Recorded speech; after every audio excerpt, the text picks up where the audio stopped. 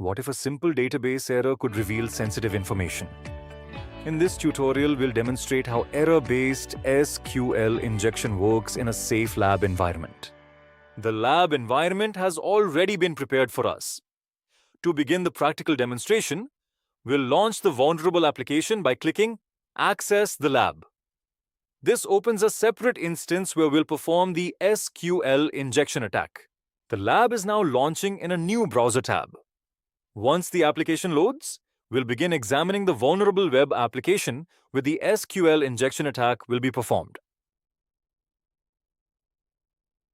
The vulnerable application has loaded successfully. At first glance, it appears to be a regular e-commerce website with multiple product categories and listings. Behind the scenes, however, the application processes user inputs through SQL queries.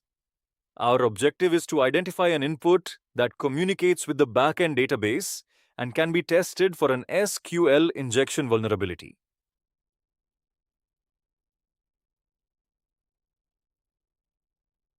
Before sending any requests, let's take a quick look at the application interface and identify where user-controlled input is available.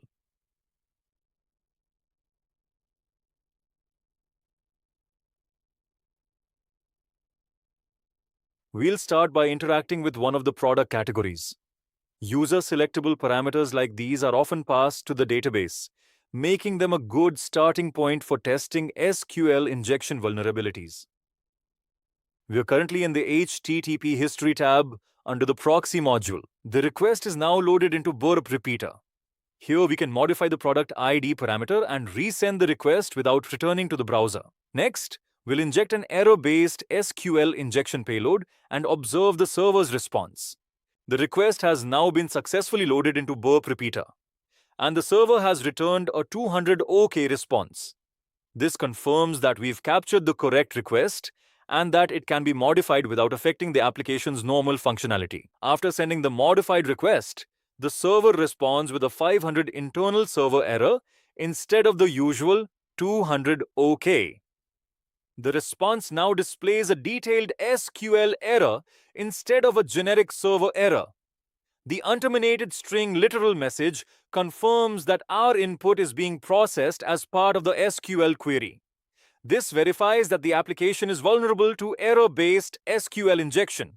Now, we'll inject our SQL payload into the tracking ID cookie. After modifying the value, we'll send the request and observe how the application responds. After removing the injected payload, the application returns to its normal behavior with a 200 OK response. This confirms that the previous error was triggered by our SQL injection input and not by the application itself. Now we'll update the tracking ID cookie with a new error-based SQL injection payload. This payload attempts to retrieve the database version by forcing the result to be cast as an integer.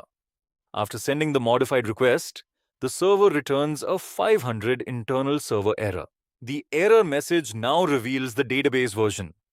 This confirms that our error-based SQL injection payload executed successfully and extracted information from the backend database. This concludes our error-based SQL injection demonstration. Keep learning, keep practicing, and stay secure. Thanks for watching.